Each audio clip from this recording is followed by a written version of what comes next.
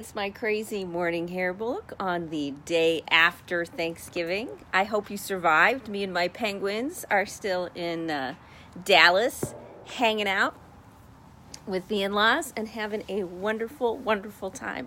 I hope to convince my mother-in-law to go to the King Spa lately, one of my favorite places in the world. So today we are talking about whether narcissists are inherently bad people. So if you don't know who I am, I'm Rita Hickman. I'm a body-mind expert, and I'm hanging out in Frisco, Texas for a couple days for the holidays. And I help women figure out all the body-mind tricks, all the rewiring of the subconscious, all the why you trigger, all the how to get better relationship skills, all the how to deal with the brain fog and the pain and the inflammation that comes from being sick because you're under stress all the time because you have a narcissist in your life. I help women really get out of the situation that they're in and get into a better, happier life, into a better, happier situation. And I use it through Asian medicine and shamanic work, and from a real practical point of view. One that is less fluff and smoke and mirrors and more about how our bodies really work. It is cool because even Asian medicine has shamanic roots. And so it's about how is it all interconnected? How do we connect the body and the mind and the emotions and the nervous system and metaphysics and the wavelengths that connect us all? Not just the fluffy bunny,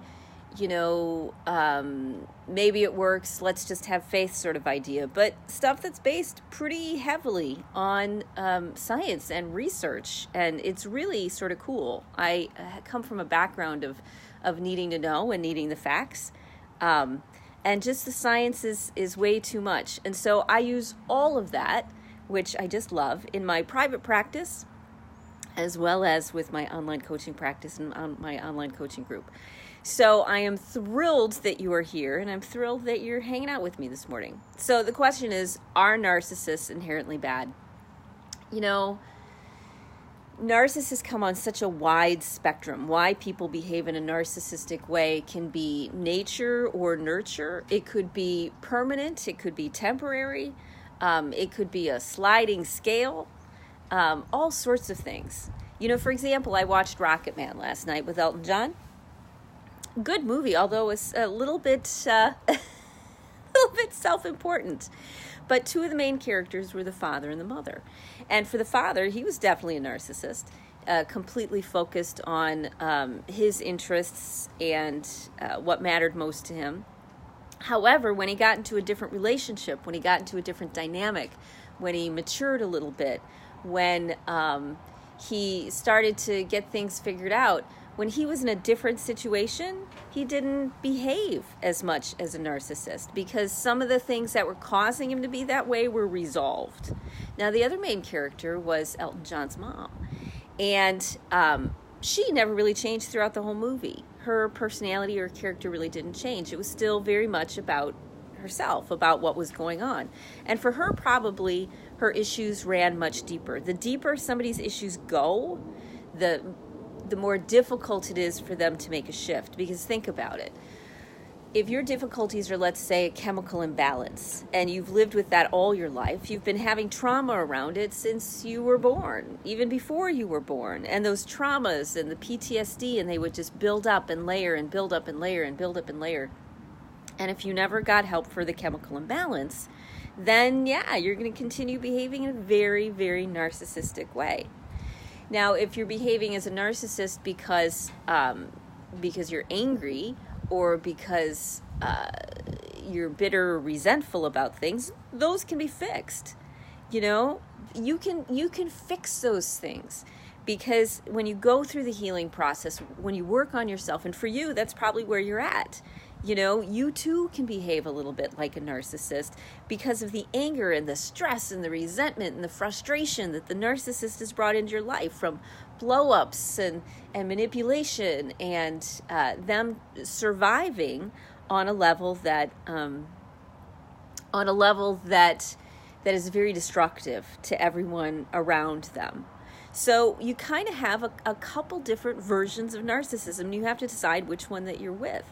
Now, if it is something like a chemical imbalance, then you do start to know how to treat people. You know, oh, this is how your brain works, and so this is how I need to interact with you so that you don't beat me up, so that you don't destroy me, which is what happens a lot.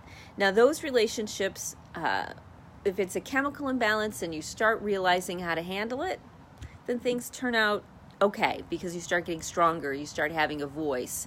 And the process is slow, but it works. If you're a narcissist that you're too far gone, it's not something that's really fixable because you have no desire to work on the things which are underneath you, then people can be narcissists in one relationship, but not narcissists in another. You know, if they're getting everything that they need, if they're getting everything that they want, if nothing's expected of them, then they can be very happy, nice, friendly, interesting people.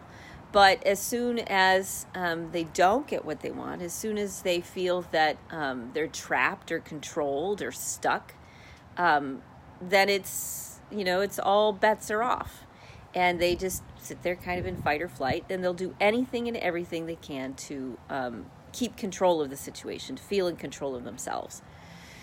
So when you think that you're dealing with a narcissist, and if they're inherently bad, like that's just who they are, that's a very, very, very, very small percentage. Even, Harvard research says that people are inherently good. They're inherently good. They're inherently nice.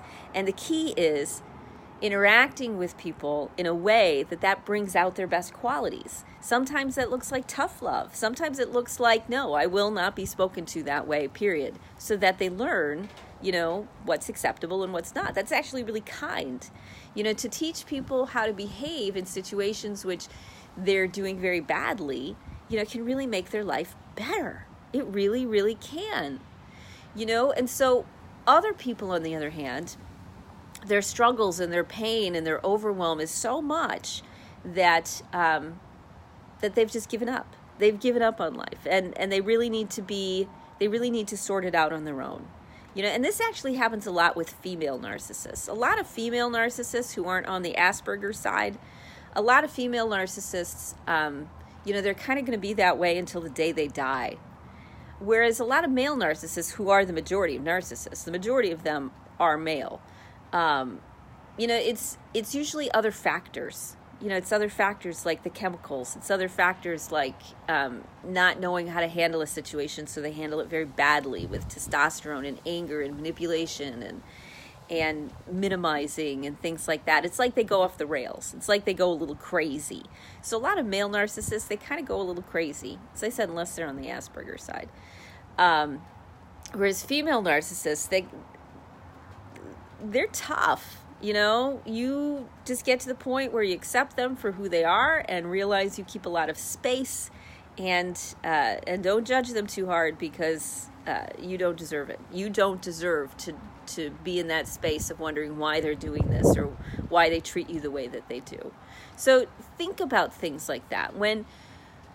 When you find that you're in a toxic relationship, when you find that you're in a relationship with someone who is so self-absorbed and so manipulative and so focused on themselves, you have to decide for yourself, where are they on the spectrum? Are they worth me putting the time in? If I put the time in, will it actually even matter?